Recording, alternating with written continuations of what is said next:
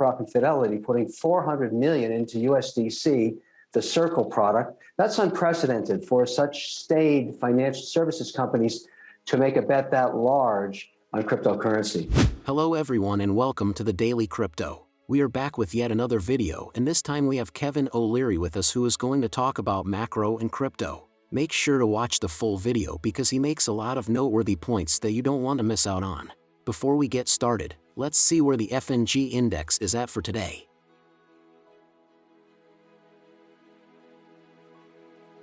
As of recording this video, it is at 25, slightly lower than yesterday's 26. Currently Bitcoin and Ethereum are trading for $22,200 and $17.24 respectively. With that being said, let's jump right in. Well, what's changed in the narrative of the market in July specifically was the idea that we actually could have an engineered soft landing as opposed to a hardcore recession. And that, while that was a 10% probability just 90 days ago, it's a 50-50 bet right now. And so as a result, investors are starting to place bets in places that they have historically known come back quickly after a recession. So tech, for example, got absolutely slaughtered. And yet very large names are selling at a discount to where they traditionally were just 3 months ago. And so they're picking up a bid now. You're starting to see that. And then the results coming in, like the Amazon results, even Microsoft sold off, still had strong outcomes. So the market's kind of debating where to go in a soft landing. And there are some sectors that'll do better than others. And on top of all that, you've got to change the political environment. The Build Back Better bill is probably going to arrive under $1 trillion. While it's very inflationary, it's a big peel back from the $3 trillion proposed originally. If it passes at all, I mean, it's still a debate as we get to the midterms. I like the market right here. I like buying things at a discount. And July taught every investor that, age-old adage. You can't time the market. If you were not in the market in July, you might have missed 50% of this year's returns. All financial markets have been wrecked recently as the Fed hiked interest rates and slowed down the economy. Tech stocks and cryptocurrencies in particular took a massive hit, and we saw huge sell-offs. I'm not as optimistic on supply chain. I live with it every day across 50 different private companies we're investors in. We monitor this on a weekly basis. It's still very broken. It's really hard to get product out of the ports. Very, very difficult sometimes. When you're manufacturing something and you're missing primary parts, it slows the entire process down, and that's exactly the situation we're in. Also, for every job we have open, we're having a really hard time filling it. We're in a really strange situation now. There are, 2 jobs for every available employee in America. And so this is unusual that we'd be in technically what should be a slowdown according to, many market pundits. And yet we're at full employment, under 4% unemployment right now.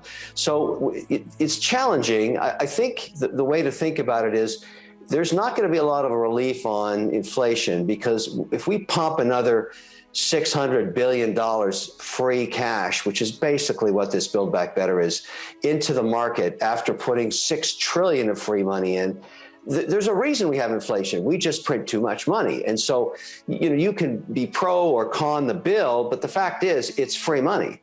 However, even though the economy has slowed down, inflation has already started to drop while jobs numbers are relatively stable. This also coincides with the fact that unemployment is at just 4% and there are plenty of available jobs for employees. Kevin says the Fed won't distribute billions in free money among the masses as it is not sustainable, and the Fed knows it. I'm very confident because the pace and acceleration of policy proposals coming out of bipartisan Senate committees on the Hill has never been greater. We've got the Loomis bill, we have the Haggerty bill for stablecoin, the Toomey bill for stablecoin. We have the POTUS executive order, all within 6 weeks of each other, all discussing the future of cryptocurrencies. And you're right, we need to catch up with the rest of the world here, because regulators in other jurisdictions like Canada, the first to allow a Bitcoin ETF and Ethereum ETF, the first crypto exchange dealer broker was licensed there across the country, Switzerland, England, United Arab Emirates, they're far advanced. And I think our government understands now that we've got to catch up quickly. And you saw a major move just yesterday in the announcement of BlackRock and Fidelity putting 400 million into USDC, the Circle product. That's unprecedented for such staid financial services companies to make a bet that large on cryptocurrency. Kevin says that the government is looking to regulate stable coins as soon as possible and that it's on the top of their priority list because the world of cryptocurrencies is like the Wild West at the moment, with major players like Fidelity and BlackRock investing hundreds of millions into stable coins. It shows how important a role they will play to revolutionize the financial industry forever. The turning point for me was change in policy by regulators. I'm a highly regulated individual because I have so many investments in traditional financial services companies. Now, Bitcoin is not a coin, it's software. Ethereum is software. Polygon is software. All of these are software development teams creating innovation in financial services, the largest market in the world.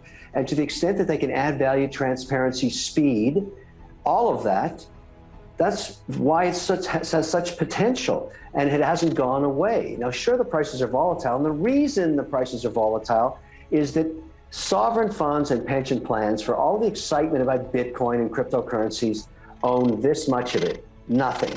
And they're not going to do that until there's policy in place. You want price stability, you want price appreciation, allow a sovereign running a $200 billion mandate, a 1% position in Bitcoin. That's how you get there. But they're not going to do it until there's policy in place. And so I'm very pro-policy on this. I'm very fortunate I've been able to meet these senators, discuss their bills with them. I'm glad that they're asking private citizens to come to the Hill and give their input. That's great. But again, we've got to accelerate this policy. And I think the best way to do it is pick one asset class. Let's go stable coins. The Toomey bill, the Haggerty bill, both propose and contemplate making this a policy decision. They want transparency. They want to see what's backing up the stable coin, if it's US dollar and what other assets. They want to audit it every 30 days. I'm fine with that. And they don't want any assets inside it longer duration than 12 months. Since Kevin wasn't a crypto believer a few years ago, he points out that the turning point for him was when he realized how much potential cryptocurrencies actually have if they're properly regulated. There are a lot of sovereign funds and index funds who are just waiting patiently for crypto to be regulated so they can put a percentage of their portfolio into crypto. When this happens, we will see billions of dollars coming in and we will likely see new highs. I sold a lot of our commercial real estate in our portfolio, turned into cash. Called my cash desk, said, what are we getting for this cash? Because I haven't got any ideas to deploy it yet. I need some time because I like to put cash back in the market slowly, take advantage of corrective days like this, et cetera. And they said, we can get 20 basis points, 20 basis points. And I said, wait a second, inflation's over 6%. That means I'm being taxed at 5.8% on holding cash. And that was when I started my exploration into crypto. And it took me to two platforms that I use today, FTX, for where I hold a lot of my, it's a centralized, and I have to disclose I'm a paid spokesperson and an investor in FTX and use their platform, and Circle, where I use USDC, where I stake stable coins and get somewhere between 4 and 6% interest.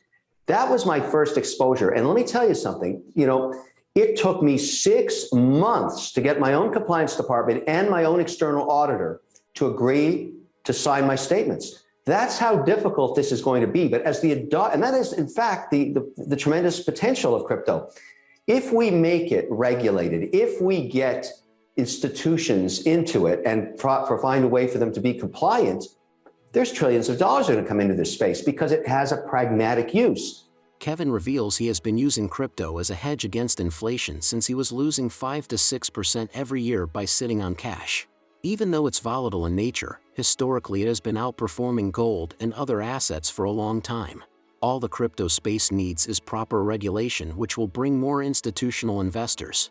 Thank you for watching. Please like this video and subscribe to our channel so you can keep watching educational content like this on a daily basis. See you guys in the next video.